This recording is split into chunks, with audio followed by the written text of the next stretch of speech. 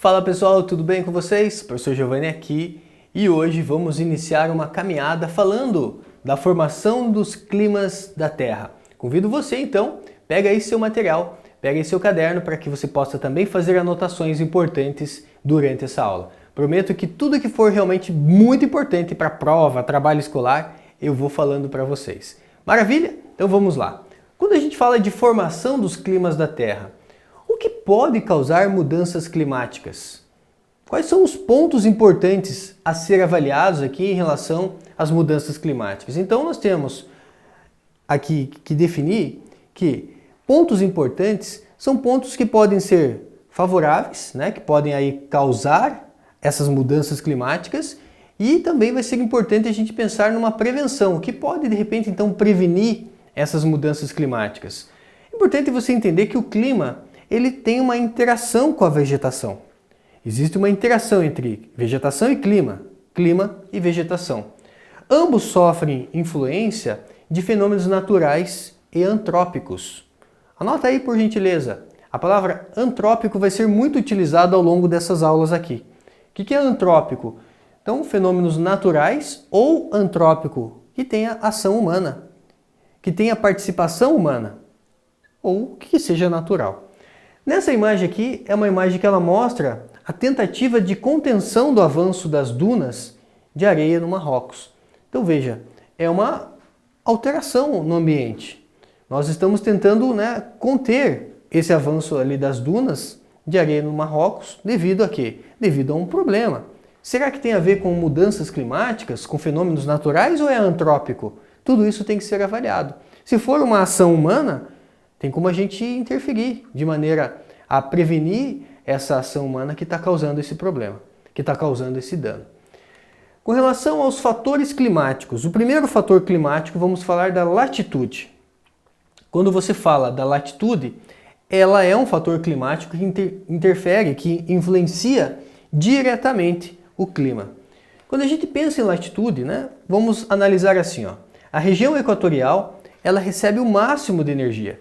Então, conforme você vê a imagem, você percebe que a linha do Equador, e de acordo também com a posição do nosso planeta, você lembra que tem ali uma inclinação 23,5 graus, por conta dessa inclinação, por conta dessa região equatorial receber esse máximo de energia, a gente tem lá o que nós chamamos das zonas térmicas, que nós já estudamos.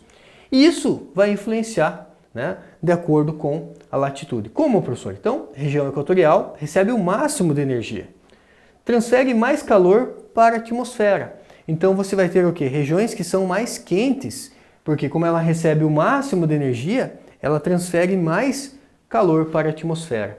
Então, quanto maior for a latitude, o que acontece com a temperatura? Menor a temperatura. Conforme nós nos afastamos da linha do Equador em direção aos polos, a temperatura diminui. Então, o Brasil, por exemplo, que fica nessa zona térmica aqui intertropical, apresenta temperaturas mais amenas, a não ser a parte lá da região sul que está associada a ter ali uma zona em que as temperaturas serão mais frias, mais baixas, por conta dessa diferença de zona térmica. Então, o primeiro fator climático, a latitude. Relacionado com o quê? Influenciando diretamente o clima, porque tem uma relação direta com a temperatura. Quanto mais distante da linha do Equador, em direção aos polos, mais frio. Muito bem, vamos lá. Então, falando da latitude, ela possui uma relação direta com a temperatura. Veja ali em destaque a linha do Equador, em que tem uma incidência maior dessa energia solar. O segundo fator climático, vamos falar da altitude. Com relação à altitude, quanto mais alto, menor a pressão atmosférica. Nós já falamos de pressão atmosférica, então é algo que você já domina. Quando você fala de pressão atmosférica, vamos lembrar nessa imagem de uma outra forma em relação ao que nós já vimos aí em aulas anteriores. Então a altitude é relacionada com a altura em relação à superfície. Se eu relaciono a altura em relação à superfície, isso aqui vai ter uma relação direta com a pressão atmosférica e com a temperatura. Vamos colocar aqui dois bonequinhos. Então olha só, desenhamos ali dois bonequinhos. Você tem uma coluna de ar aqui e você tem uma coluna de ar aqui. Ele relaciona aqui a cidade de São Paulo e ele relaciona aqui a faixa litorânea ali de Santos. Ali em Santos, nós estamos a nível do mar. Então a coluna de ar é maior. Então a altitude relacionada com a altura em relação à superfície. Temos uma relação direta com a pressão atmosférica. Qual é essa relação? A relação é o seguinte, né? Quando você tem uma menor coluna de ar, você tem uma menor pressão. Quando você tem uma maior coluna de ar, nós temos uma maior pressão. Quanto mais alto, menor a pressão atmosférica. E nós temos ainda como relacionar essa altitude, né, a quantidade de ar e a altitude. Já ouviu falar em ar rarefeito? Essa imagem ela é bem interessante, porque facilmente a gente entende o que é um ar rarefeito. Quando você está aqui próximo do nível do mar, você tem um número maior de partículas de ar. Essas partículas estão mais juntinhas. Por exemplo, partículas de oxigênio.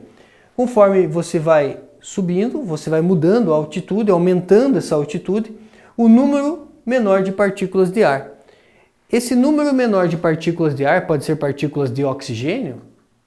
Temos um ar rarefeito. Então, quando a gente fala de altitude, o aumento da altitude aumenta o quê? Aumenta o ar rarefeito. E o que é um ar rarefeito? É um ar com um número menor de partículas de ar. Então, algo importante para vocês. Tá? Eu disse que eu iria falar o que é importante. Nesse momento, temos aí um ponto que acho que é interessante você anotar. O que é um ar rarefeito? É um ar com número menor de partículas de ar. Beleza? Quanto maior a altitude, o ar mais rarefeito.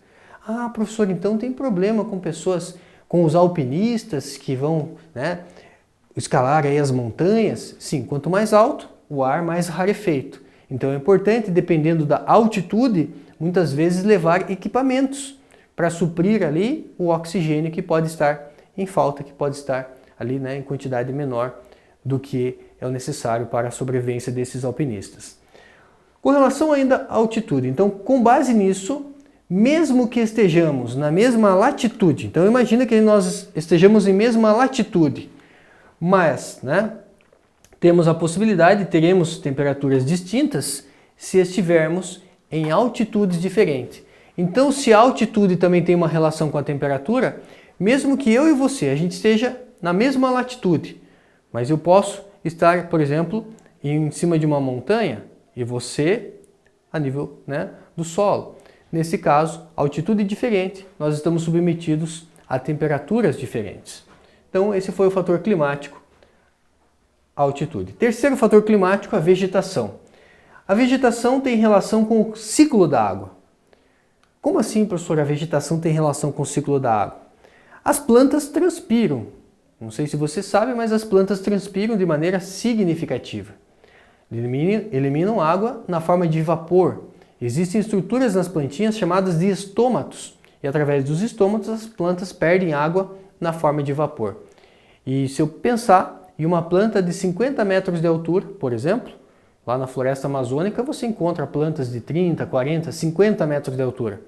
Uma planta de 30, 40, 50 metros de altura, ela chega a transpirar uma quantidade muito grande de água por dia. Pode chegar aí a mais de centenas de litros ao longo de um dia. Uma única árvore transpirando centenas de litros em um dia. Imagine, milhares, milhões de árvores. Então, a vegetação tem interferência com o ciclo da água. Árvores impedem que raios solares cheguem com tanta intensidade no solo. E aí isso tem relação com temperaturas mais amenas. Quando a gente pensa no ciclo da água, então vamos entender. Com relação ao ciclo da água, você tem aqui essa paisagem, né, essa imagem. Gostaria que você entendesse, é muito debatido a questão da água do planeta. A água do planeta vai acabar. Só que para que você possa organizar essa frase na sua cabeça. Professor, será que a água do planeta vai acabar? O volume total de água na Terra não aumenta e nem diminui. O volume de água é sempre o mesmo. Então, teoricamente, a água não vai acabar. Mas o que pode acabar? A água potável, a água para consumo humano. Essa água potável, essa pode acabar.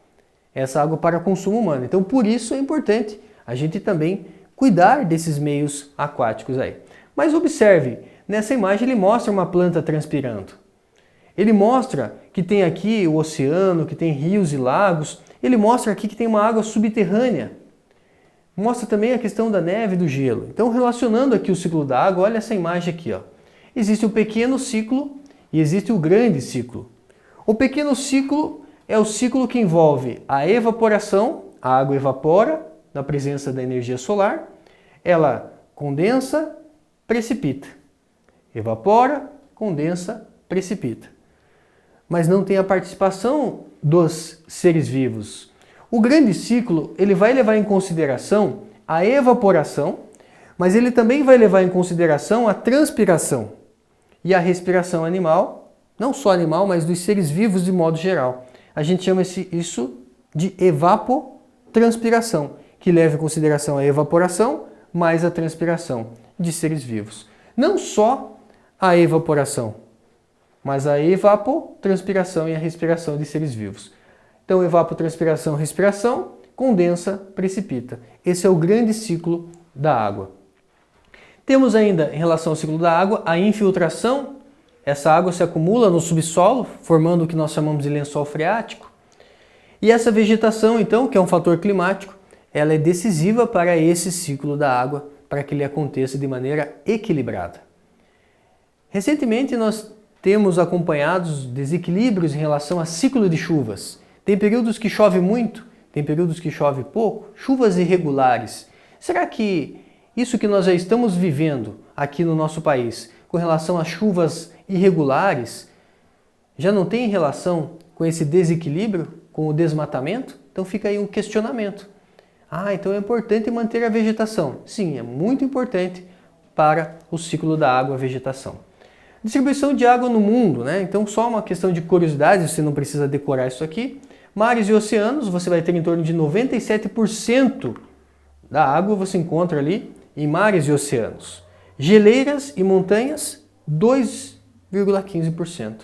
No subsolo, 0,31%. Nos lagos e nos rios, que é o que nos interessa, lagos e rios aqui, ó, você vai ter nos lagos 0,01%, nos rios 0,0001%. Caramba, professor, é quase nada. Não, é que tem muita água no nosso planeta, então 0,01% é algo considerável ainda, né? Porque nosso planeta tem muita água. Mas é algo para a gente, né, analisar e poder ver. Caramba, tem muita água em mares e oceanos, 97%. E uma quantidade de água significativa ali nas geleiras e nas montanhas. Quando a gente fala de ciclo da água, é importante a gente entender, então, que essa vegetação ela participa do ciclo. Você já ouviu falar em rios voadores? O que são os rios voadores? A água que evapora lá nos oceanos, por conta de correntes, esses ventos, né, eles acabam trazendo essas nuvens. Imagine essa chuva que está caindo em cima da floresta amazônica. Você sabe que a vegetação transpira muito. Então a vegetação vai transpirar muito, formando o que nós chamamos de rios voadores. E esses rios voadores, formados então por nuvens carregadas, serão responsáveis por distribuir chuva numa boa parte do território brasileiro. Então, imagina o que acontece se a gente desmatar totalmente a floresta amazônica. Essas chuvas, que são distribuídas aqui para uma boa parte do território brasileiro, provavelmente a gente perderia esse fenômeno. E aí, uma irregularidade muito mais grave em relação ao regime de chuvas. Isso então que nós chamamos de rios voadores. Maravilha, gente! Tudo de bom para vocês, até a próxima!